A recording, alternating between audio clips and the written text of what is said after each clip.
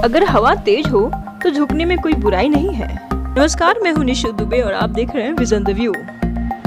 आज मैं भीड़ चाल से परे कुछ ऐसे सिद्धांतों का जिक्र करने जा रही हूं जिनसे शायद आपकी सोचने की धारा बदल जाए। ये ऐसे सिद्धांत हैं जो सामान्य पुस्तकों में उपलब्ध नहीं है, बल्कि इन्हें दुनिया के महान लोगों ने अलग अलग इंटरव्यूज में शेयर किए हैं। सोचिए, कुछ भी स्थायी नहीं है तो राय कैसे स्थायी हो सकती है? वो भी तो बदल ही सकती है ना?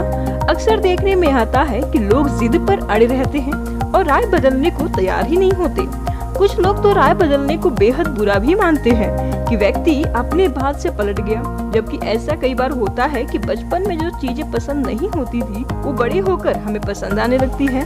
आपकी किसी व्यक्ति के बारे में बहुत अच्छी या खराब राय थी, परंतु एक दो घटनाओं के बाद आपकी राय बदल गई। अपनी राय और सोच को जकड़कर अंगद के पैर की तरह मत रखिए कि कोई उसको हिला ही ना सके।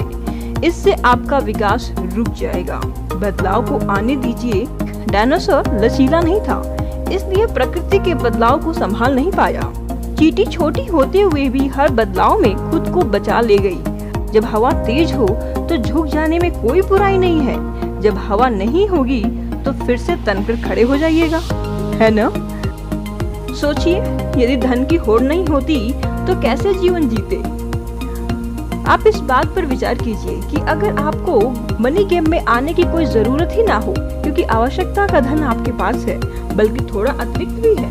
यदि आपको भविष्य की चिंता न करनी पड़े तो आप आनंद से भरा जीवन कैसे जिएंगे? आपकी दिनचर्या क्या होगी? आपका स्वभाव कैसा होगा? क्या आप उसका कुछ हिस्सा आज से ही जीना शुरू कर सकते हैं? सच तो यह है कि बहुत से लोगों की वाकई धन की जरूरत नहीं है। वे पैसे की होड़ का हिस्सा भी नहीं बनना चाहते, लेकिन इसके बावजूद अब भी पारिवारिक व सामाजिक भेड़चाल में वैसे ही जीवन जी रहे हैं जैसे सालों से जीते आए हैं। सोचिए, यदि हम हर बहस में जीतने की कोशिश छोड़ दे तो? स्मार्ट लोगों की समस्या यह होती है कि वे हर बहस को जीतना चाहते हैं, लेकिन क्या ऐसा संभव है?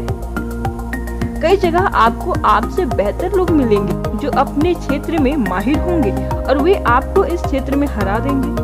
बहस हार कर आप बेचैन हो जाएंगे, उस व्यक्ति के बारे में नकारात्मक महसूस करेंगे और उससे दूरी बनाने का प्रयास करने लगेंगे। आप अपनी राय की रक्षा के लिए बहस करते हैं। यदि आप सिर्फ इतना समझ ले कि दूसरे के पास भी उसकी एक निजी राय है और आप दोनों अपनी अपनी राय के लिए स्वतंत्र हैं, तो फिर बहस की जरूरत ही नहीं पड़ेगी। याद रखिए, हर पल जीतने की इच्छा को खत्म कर देना भी बहुत बड़ी जीत है। अब आप हर बहस को जीतने की लालसा को छोड़ दें और कुछ को यूं ही गुजर जाने दें। सोचिए, यदि आप किसी को बात से नहीं सिर्फ एक्शन से मूल्यांकन करें तो? कुछ लोग बात करने में बहुत माहिर होते हैं। वे ऐसा जताते हैं कि मानो उन्हें दुनिया के बारे में सब कुछ पता है। वो खुद को परम ज्ञानी समझते हैं, लेकिन फिर भी जीवन में उतनी सफलता हासिल नहीं कर पाते। इसके विपरीत कई लोग बहुत औसत नजर आते हैं, औसत बातें करते हैं और इसके बावजूद अपने सपनों और लक्ष्य को हासिल कर लेते हैं।